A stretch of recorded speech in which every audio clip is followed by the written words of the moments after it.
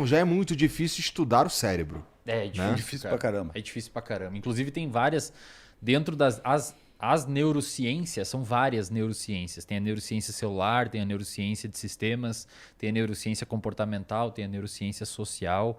O cérebro, ele manifesta fenômenos em diversas escalas. Você pode estudar o que tem dentro da célula, você pode estudar um conjunto de células, você pode estudar um conjunto de áreas, ou você pode estudar o comportamento de um ser humano, ou você pode estudar um comportamento de uma massa de seres humanos. Ou você pode estudar o comportamento das moléculas dentro do neurônio. Puta merda. É. Entendi. E aí cada uma dessas áreas aí precisa que você se especialize, né? Verticalize o conhecimento, eu imagino. Ou não? Ou Sim, dá pra estudar a porra toda com excelência? Eu sou mestre em neurociências eu sou mestre em neurobiologia do comportamento. Tem dentro das neurociências onde eu me formei pessoas especializadas em neuroquímica. Tem outras especializadas em neurociência social. A ideia é que cada um vá se especializando num desses níveis. E aí produz um corpo de conhecimento, olha um pouco para outros níveis e vai popularizando isso. Mas uma coisa importantíssima, assim, Igor, é que a história da psicologia, por muito tempo, ela não teve o apoio das neurociências porque as neurociências não existiam. Só para deixar claro para o pessoal que está assistindo, que é uma população que muitas vezes não entende muito o que é psicologia, acho que vale a pena elucidar isso aqui. A psicologia, ela tem, como eu disse, várias escolas e tem algumas escolas, como por exemplo a psicologia comportamental e a psicologia cognitivo-comportamental, que se usam mais dos estudos da neurociência para pautar suas intervenções. Então você procura um psicólogo cognitivo-comportamental. É um cara que vai saber o que está acontecendo nas neurociências. Vou dar um exemplo básico aqui para você.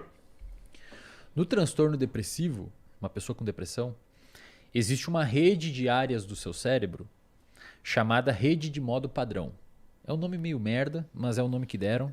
Rede de modo padrão. DMN. Mood Network. É, um nome estranho. Tá. Pensa assim, ó, na década de 80, os caras começaram a estudar o cérebro por meio de ressonância magnética funcional, imagem cerebral. Surgiu essa tecnologia e os caras ficaram loucos fazendo isso. Quando você pedia pro cara ir lá na ressonância magnética funcional e olhar para um lugar, eles viam que o córtex occipital, que fica aqui, se acendia. Quando eles pediam para o cara pensar numa coisa que envolvia um raciocínio lógico, o córtex pré-frontal, que fica na frente, aqui atrás da testa, se acendia. E um cara uma vez pensou, e quando o cara não está fazendo nada? Quando ele está viajando na maionese, o que se acende? Eles descobriram que quando o seu cérebro está sem estar engajado em nada fora de você, sabe quando você está olhando pro vento assim? Você não tá viajando, cara. Você não lembra, acorda assim. Aquilo ali, quando você está naquele estado, também chamado de mind wandering, você está num estado com uma rede do cérebro ativa. Então, quando o seu cérebro não está fazendo nada, ele tem uma atividade aumentada de várias áreas. Ele está fazendo várias coisas. É parecido com quem tá dormindo, não? Não, Não, é diferente. pior que não, É cara. mesmo? A gente pode falar sobre sono depois, mas olha que interessante. Essa rede de modo padrão, quando liga, é como se você estivesse mais para dentro de você. Você está mais interno, você não está prestando atenção nisso, você não está pegando nenhuma textura, você está para dentro. Para dentro. Hoje se descobriu... É quando a gente diz que a pessoa está viajando, sabe? Viajando, Na hora tá que você pirando, tá viajando, tá viajando. O o olhar teu tá pensamento sem foco. isso, o teu Isso, pensamento exato. está flutuando. Você tá vendo o vento aqui, ó, e tem uma pessoa te olhando, você nem vê que ela tá te olhando, você tá viajando. Hoje a gente sabe que pacientes com transtorno depressivo têm uma atividade aumentada dessa rede. É por isso que muitas vezes eles ruminam muita coisa, eles vivem mais para dentro, eles ficam muito dentro deles e pouco fora. Muito pensamento ruminativo, puta, por que eu fiz aquilo? Fica se culpando. Dá pra dizer que geralmente entrar nesse modo é majoritariamente ruim? Não necessariamente. Não. A Porque gente desculpa, por favor. Nesse caso, você tem um aumento da atividade na amígdala. E esse aumento da atividade da amígdala A amígdala é uma região do cérebro Isso, uma envolvida por região- detectar perigo. Só pra E deixar aí, claro. essa atividade na amígdala, ele acaba determinando que onde essa atividade circula está mais ligada a pensamentos negativos. Você fica bem mais pessimista. Uma visão mais pessimista. Né? Então, essa rede pode estar envolvida, por exemplo, com criatividade em alguns aspectos. Né? Mas ela tem uma relação com várias condições psiquiátricas. A depressão, ele falou, mas tem alguns estudos mostrando a relação dela com o autismo, com o TDAH, com outras condições de saúde mental também. E olha que interessante, quando você vai fazer uma intervenção psicoterapêutica num paciente com depressão... O famoso remedinho? Não, aí é uma intervenção psiquiátrica. Tá. Uma intervenção psicoterapêutica em um psicólogo. Tá. Sem remédio. Tá.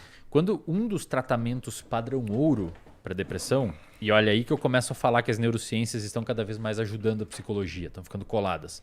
Um dos tratamentos padrão ouro para depressão, a gente chama de ativação comportamental, AC, ou Behavior Activation. O que envolve? Envolve você fazer um atendimento com o seu paciente, você vê o que ele está fazendo, muitas vezes devido a esse aumento de atividade da rede de modo padrão, o paciente está muito parado, muito para dentro, você dá algumas tarefas que ativam o comportamento dele, como, por exemplo, lavar a louça, abrir a janela, passear com o cachorro. Quando você vai ver o cérebro desse paciente que ativou, que você fez uma ativação comportamental, essa rede começa a se desligar. Uma rede que estava ligada, deixando ele ter muita ruminação. Quando você pega a atenção do paciente e você joga fora da cabeça dele, então eu tenho que lavar um prato, eu tenho que secar, eu tenho que juntar o cocô do cachorro, eu tenho que fazer alguma coisa, me engajar numa tarefa fora de mim. Essa rede começa a desligar e o paciente manifesta a melhora dos sintomas. O que eu estou querendo dizer com tudo isso, Igor? A psicoterapia cognitivo-comportamental, uma psicoterapia pautada num processo estruturado e organizado, ela é um tratamento biológico. Isso que é louco que a galera não entende. A fala, você falar com o paciente, você consegue modular o cérebro dele por meio da fala. Quando eu falo um negócio e faço você prestar mais atenção, eu estou aumentando a sua noradrenalina e sua dopamina. Quando eu peço para você revisitar algum tipo de experiência que você teve, talvez olhar ela por um outro ângulo, eu estou reestruturando os circuitos no seu cérebro que fazem você mudar a sua emocionalidade.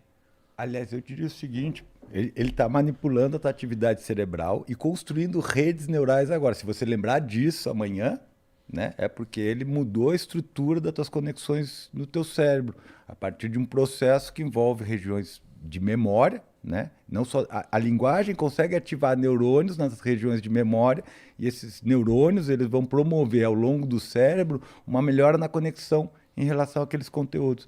Então, toda vez que você está intervindo com o paciente, você, de certa forma, está operando os neurônios dele, né? As conexões que esses neurônios promovem, né? Então, as pessoas... Por isso que essa ideia de mente, às vezes, ela atrapalha. Porque as pessoas estão achando que você está fazendo psicoterapia, sei lá, você está trabalhando com alguma coisa abstrata. E não é, você está trabalhando com alguma coisa que é biológica. Mente, de fato, é abstrato pra caralho. É difícil, velho. O que é mente? Tem até alguns produtores de conteúdo acadêmico dentro das psicologias que dizem que mente é uma pseudo-questão. É mais ou menos você... Até o Baum fala isso, ele diz assim...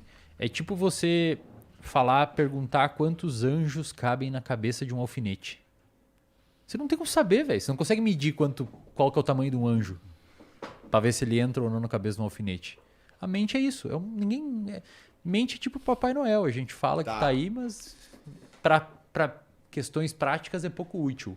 Então, quando você trabalha um processo psicoterapêutico de intervenção psicológica com um paciente, você vai num psicólogo, uma terapia estruturada, organizada, o profissional da psicologia, ele está fazendo uma intervenção biológica em você, cara.